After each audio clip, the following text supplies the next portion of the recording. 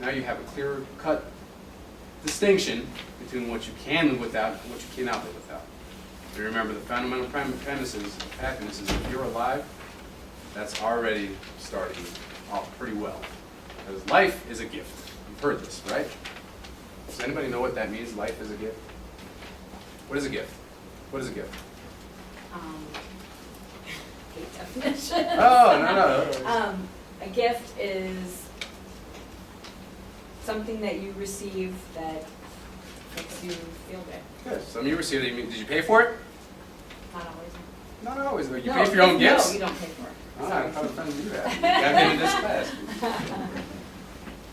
Yeah, gift is something that you receive. It makes you feel good. That you can use to get you going, but it's free. How many people in this room have paid for their legs? Or their heart? Or their veins? Or their lungs? No one in here did pay for any of that stuff. And hopefully you won't ever have to. But at this point, if that's where you're going, you have a good start on what you're already living with, what you're living for. It's a gift. So what do you need more? There's an expression we use. How could you possibly, let me turn a little bit. If you, mess this whole thing up. How could you possibly want anything more? I mean, you already have everything that you need to survive. How could you possibly use anything more? If you have everything that you need right now, you wouldn't need anything more. Make sense? Anybody has any disclarity on that? Please raise your hand. When happiness is as simple as changing your perception on what you have. The hard part of it is the practice. It's a habit. And like any habit, Will knows he's taken 1,000 free throw shots this week. Fantastic. Sorry to pick on you. It's fun. Fantastic jump shooter. He knows how to play basketball. So in happiness, you got to practice every single day. Look at your list every single day. And I recommend in the morning, because the morning is when you want to start off on the good foot. If you there's some mornings you wake up and you have you just don't feel bad. You don't want to get out of bed and it's cold and you're dragging. Some mornings you feel good. Figure out how to wake up on the right side of the bed. Make sense? That means that sometimes you wake up with energy. Try to tune into that. Try to remember that. Try to put it into your head. What it is about this morning that I woke up happy, and that morning I didn't wake up happy, and clarify. That goes back to the communication. Break it down and fine-tune where that source of happiness is coming from. The list will help you. Pick a few things in the day that you're excited about. If you have pleasures, we went over pleasures. We went over at least 3 different types of pleasures. If you know that you're going to have breakfast, that's a pleasure. If there's a type of coffee you like, that's a pleasure. Look forward to it. The common denominator of all joy is the anticipation of that pleasure. So I gave an example before about hitting a home run, which we gave a good story about that. Anytime you anticipate something good, you're more likely to see it. If you anticipate a beautiful day, you're more likely to live it. If you anticipate hitting a home run, and you hit a home run, well, you're more likely going to feel it. Someone challenged that assertion. Like, well, what if you're anticipating something great, and then when it happens, you kind of lose the thunder? Can you imagine you're going up to bat? You're anticipating, I'm going to knock this thing up. You even point to Babe Ruth right here, and you hit it, and then, I know it. It feels bad way. You're not going to do that. You anticipate it. You're going to feel the joy of it. You're going to get excited about it. So one of the things you do in the morning, including your list, look over your day. What are the pleasures that I'm going to receive today? Is it a warm day? Do you like warm days? Is it a cold day? Do you not like cold days? If you don't like cold days, then maybe you like cold days. Like looking out in cold day from outside your comfortable warm couch. Change your perception. A few more. Remember that you are big business. Now what does that mean? It means that you would spend 40 years of your life to commit to a career. Treat your life the same way. If you're going to spend tens or thousands of dollars on your career and on your house and on all these beautiful, pleasurable things, spend it on yourself. Not financially, necessarily, but give it to yourself. So let me ask, how many, honestly, raise your hand, how many of you are going to do the happiness game this month? Raise your hand. If you know you're going to do the happiness game this month. I figured that'd be less than 50%. What if I told you, what if I offered you, you didn't raise your hand? If I said Because I'd I give- missed the first, Oh, no worries, but the happiness game, you got the happiness game, right? most of it. So it's simple. Write down, spend an hour writing down everything you appreciate, and then every day for 30 days, add to that list. At the end of that list, break it into 2 categories. Things you can live with, things you can live without. Again, I'll ask, put your hands up high if you're going to do it. Be honest. Be honest. 30 days. And if you're not going to do it, raise your hand, and I won't call you out why. Raise your hand. Why? So, I'm not going to ask you why, but I'm going to say if I were to offer you, hypothetically, I'm going to give you $10,000 in 30 days if you practice the happiness game. Hypothetically, would you do it? Yeah? 10,000. That's a lot of money. You do it twice. So I'm kind of confused though. Didn't we all agree, I think everybody in this room agreed that happiness is more important than money. We all agree. I'm guaranteeing you, I promise you, that at the end of 30 days, if you do this, and at the end of the year, by looking at this, if you're not, I will give you all the money that I made at this event. How much money did I put my opponent in? About 30 heads, I got $0 a head. But a reflection. Reflection is we really would. For $10,000, that's a lot of motivation. But for happiness, I don't know, it's too much work. For happiness, I'm not going to work.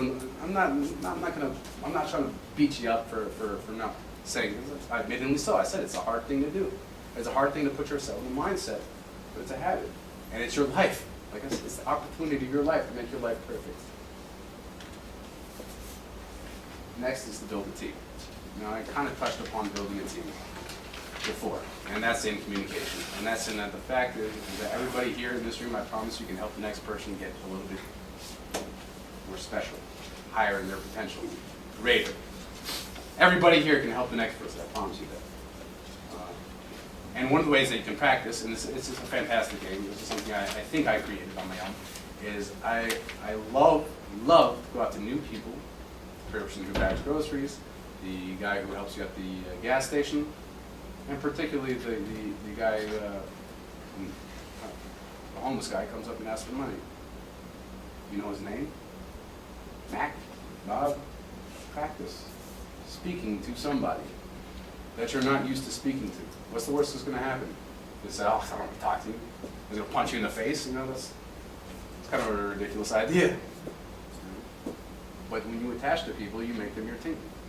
When you attach to people that are closer to you, and you learn how to communicate with them by listening, by clarifying, by connecting and learning to love the characteristics in others, then you build a team. The team that I suggest, which goes in, that's the same one, is number 1, find someone who knows a little bit more about what you're interested in.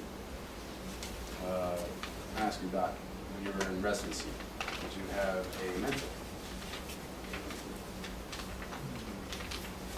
Yeah. So someone that you picked out specifically, you might ask questions to.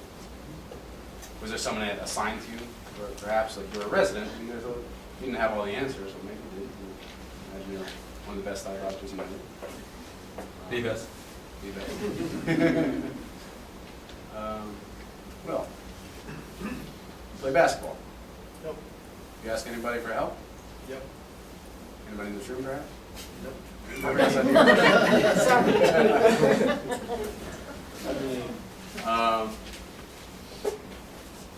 He's got some nice. Everybody here has had a father or father figure? You ever asked them how to raise a kid? Have you ever asked your kid how to play a video game?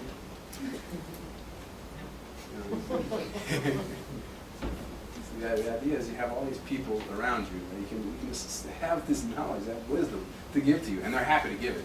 particularly parents, particularly a brother or sister, if you ask them something about life, you think they're going to say, it's my secret. No one does that. This is absolutely absurd. If you're at work and you ask one of the bosses, I'm really interested on how to really sell this idea. Could you tell me more about this product? The boss would say, what would you get this job for? He wants to become a better employee. So number one is find a teacher. It can be, I recommend a teacher of life, someone who knows a lot more than what you do, or even a lot less, because it could be surprising. That maybe that opposite reflection can help you get a better perception on what you do. So find a teacher, find a guide, teach you and keep you going, and motivated and hungry to learn the next. I can tell you right now that one of my guides and teachers is Mr. Jacobs on me being able to stand here. If it were not for this gentleman, I would not, I promise you, I would have been doing the wrong things. I would have hurt myself worse, and without embarrassing my wife too much, I'm stacked. And it's because I've learned how to use my body and using awareness of my body. For example, awareness, another tool of using it is once you learn a few things from this guy, you realize that instead of picking up a pen like that, it's probably better to bend your knees and pick it up. When you're washing dishes, things you do routinely, instead of leaning over the sink, get a good stance and you can wash it. Make it a game. It's fun. It's fun washing dishes. Everybody loves it, especially when you can squat there 30 times a day when you're cleaning your whole house. Which, I'll give you a little game that I came across as well in the midst of my lunacy of washing dishes excitedly and learning how to tweak every single nuance of them. It was a game of communication. Everyone is tired of it, so I've got to wrap up in about 5 more minutes. 5 minutes? So everybody's tired when they come home from work. And I'm going to direct this more towards the men because I dare not tell a woman what she should say to her husband. But women, feel free to tell your husbands that this is what they have to do from here on out. I'm exhausted when I get home from work, and I'll tell you, it'd be so nice if I'd walk inside the house, and the house would be, I have 3 children, by the way. The house would be spotless, and dinner would be ready, and my wife would be there waiting with it like on a platter. That'd be real cute, right? That'd be really nice. But that doesn't really happen, does it? Perhaps she had as hard of a day as that. Dare I say, or worse, a harder day than I had. Perhaps, raising 3 children. So I came up with a game that when I walk in the door, if it's not the perfect euphoria as we'd all hoped, then I'll take 60 seconds, 60 seconds, to do as much for her as I can in 60 seconds. Now, I know you don't have an hour. I understand that. You have 60 seconds in your day. So I walk in sometimes, and I spend 60 seconds washing the dishes, or changing a diaper, or cleaning the front of the room, or folding clothes, whatever I see that my wife is not doing at the time that I can do. It goes back pretty fast, and what I recognize, I get a lot accomplished in 60 seconds. It's like, let's push the stakes. Let's do 120 seconds. In 2 minutes, I can clean up almost the entire kitchen. It really takes me like 15 minutes. No, I don't always have 15 minutes. I've even gone up to 5 minutes, dare I say. I'm being a little facetious at this point, but 60 seconds to dedicate to something that you love. So it really works with men and women, husband and wife, if you can do 60 seconds. But that game extends to absolutely every single person that you know. You have 60 seconds of time to speak to the person bagging your groceries, or driving your bus, or putting the gas in your car. So I'm not talking about your car or what needs to be fixed. You're saying, hi, how was your day? My day was fantastic. Oh, I'm sorry that you didn't have a good day. I hope it turns out. That's not too difficult. You expressing joy, and I guarantee you that thing comes around full circle. And constant. The more you spread it out, then you end up being that person in the room. I don't know his name, but every time he walks into the grocery store, he smiles and he says hi. We can multiply that by 35. And if you tell me that doesn't make your life just a little bit better for 60 seconds, well, then I know you're lying. So building the team with the communication, finding a teacher, next finding a friend. A friend is someone, what's a real friend? A friend is someone who will challenge you on your assertions and your convictions, keep you honest and keep you clarifying your definitions. So find someone who you can throw back all your ideas from, not someone who's in agreement. Remember, clarity over agreement. And the last is you have to find a student, someone that you can pass these ideas on to the next. It's a travesty, if you have a knowledge of life and you don't pass it on. If you know something that would help your friend and you don't tell him, that's what it is. If you're walking out in the street, even a stranger, and you see someone, I hope it never happens, you see someone get hit by a car, what would you do? You would run. Every single person, I'm pretty sure, would run to see what they could do to help. Or they'd call the cops. You know, if it's too traumatic, I can understand. But you would see, what in your head, you would think, what can I do to help? If your friend's depressed, you just pass by. What if he's having a bad day? What if he's angry? Or she. Keep in mind that we're in it together, and when you know something about life that you can help someone a little bit better that day, then you have to do it. You're obligated. If you had the cure for cancer and you didn't help to put that out in the world, well, I'm sorry, you just killed a tremendous amount of people. You have the cure for cancer. In this room right now, we have one of the cures for anger and frustration, and we try to spread it, we try to push it out.